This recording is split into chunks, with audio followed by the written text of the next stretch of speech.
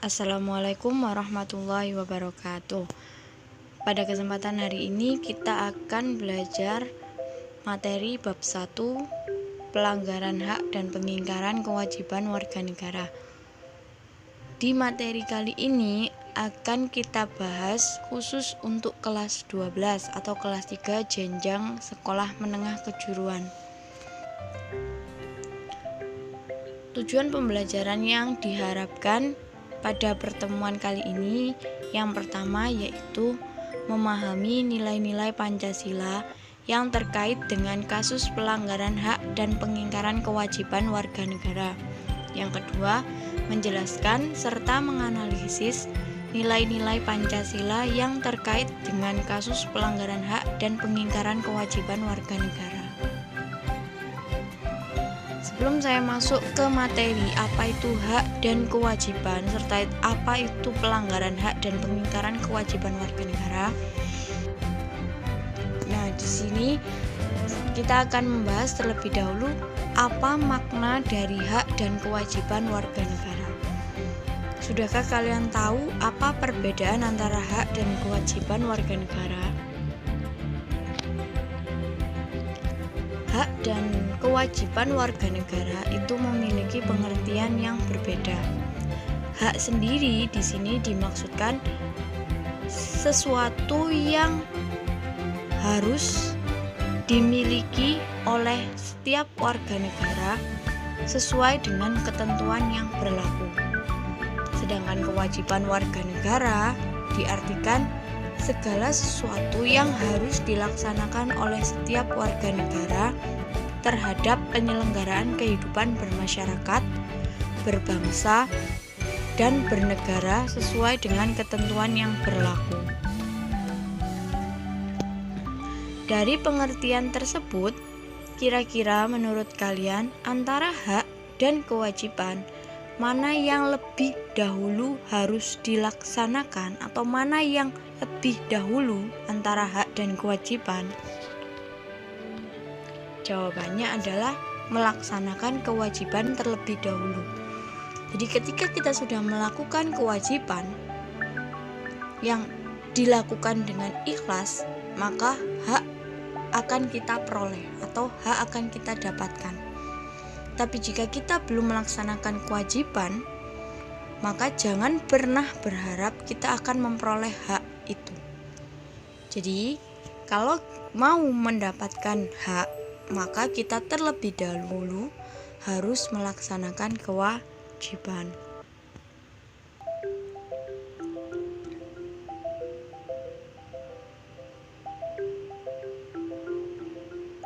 Nah, selanjutnya kita akan bahas mengenai hak warga negara.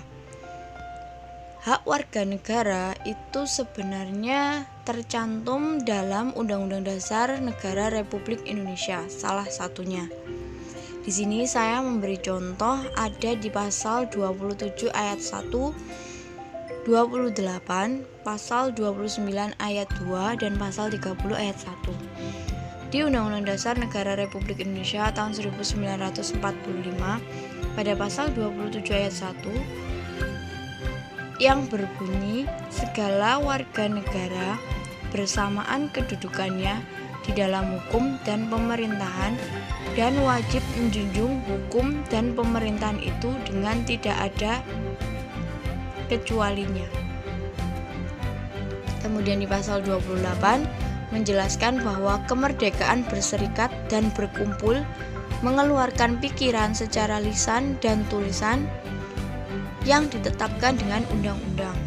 Kemudian di pasal 29 ayat 2, negara menjamin kemerdekaan tiap-tiap penduduk untuk memeluk agamanya masing-masing dan beribadah menurut agama dan keyakinannya itu.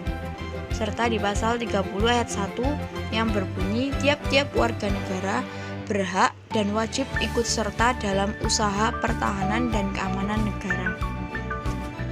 Nah, dari bunyi hak warga negara yang terdapat dalam pasal Undang-Undang Dasar Negara Republik Indonesia tahun 1945 dapat ditarik kesimpulan bahwa hak warga negara yang tercantum dalam Undang-Undang Dasar 1945 itu sebenarnya ada banyak. Jadi dimulai dari pasal 27 sampai pasal 34 itu mengatur tentang hak warga negara. Nah, lebih jelasnya saya jabarkan lebih rinci dalam slide ini. Di mana pasal 27 ayat 1 itu dimaksudkan bahwa warga negara memiliki hak di mana mereka mendapatkan perlakuan yang sama di depan hukum dan pemerintahan. Mereka mendapatkan kesempatan yang sama di depan hukum dan pemerintahan. Itu bunyi pasal 27 ayat 1. Kemudian di pasal 28, warga negara berhak atas kebebasan berkumpul dan mengemukakan pendapat. Kemudian di pasal 29 ini berkaitan dengan agama, di mana setiap warga negara berhak untuk memeluk agama berdasarkan keyakinannya masing-masing atau hak kebebasan beragama. Kemudian di pasal 30, di mana hak warga negara untuk ikut serta dalam pertahanan dan keamanan, termasuk di dalamnya adalah hak untuk bela negara. Kemudian di pasal 31 ini berkaitan dengan hak di bidang sosial budaya, di mana semua warga negara berhak memperoleh pendidikan.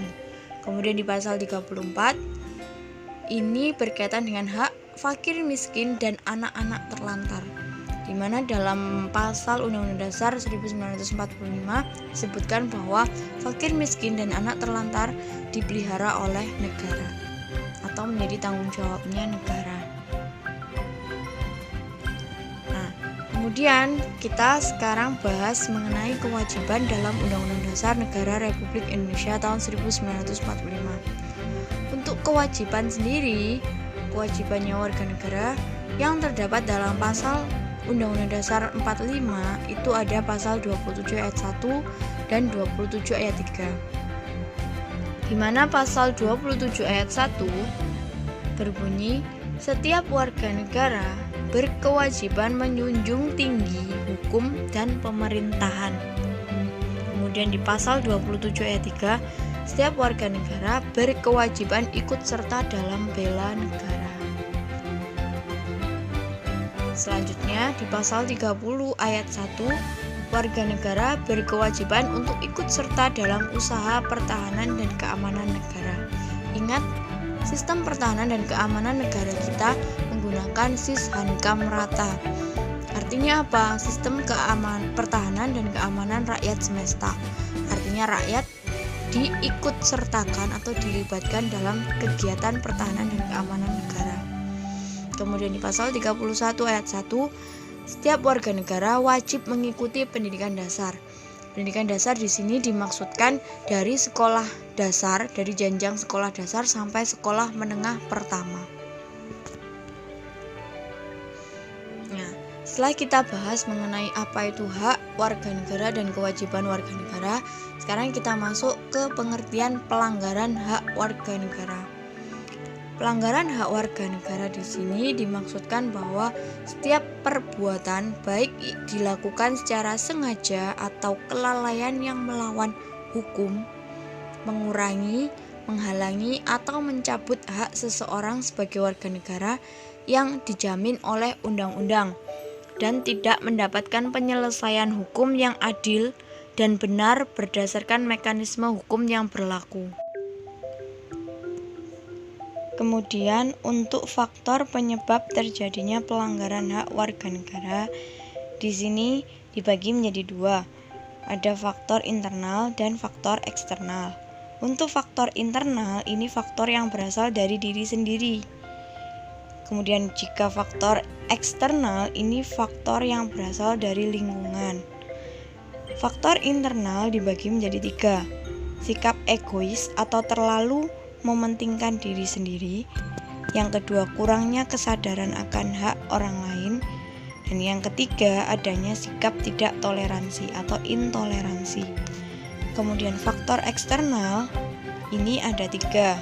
Penyalahgunaan kekuasaan, kemudian ketidaktegasan aparat penegak hukum, serta penyalahgunaan teknologi. Kemudian untuk pengertian pengingkaran kewajiban warga negara, di sini diartikan sebagai pola tindakan warga negara yang tidak melaksanakan kewajiban sebagaimana mestinya sesuai dengan ketentuan yang berlaku. Misalnya, warga negara selaku konstituen tidak menggunakan hak pilih aktifnya dalam pemilu. Sedangkan faktor penyebab terjadinya pengingkaran kewajiban warga negara di sini disebabkan karena 3 faktor. Yang pertama, tingkat egoisme yang tinggi, kemudian rendahnya kesadaran hukum warga negara, serta yang ketiga, aparat penegak hukum yang tidak tegas atau kurang tegas. Untuk contoh kasus pelanggaran hak warga negara, di sini saya mengambil contoh kasus pembakaran masjid di Tolikara, Papua.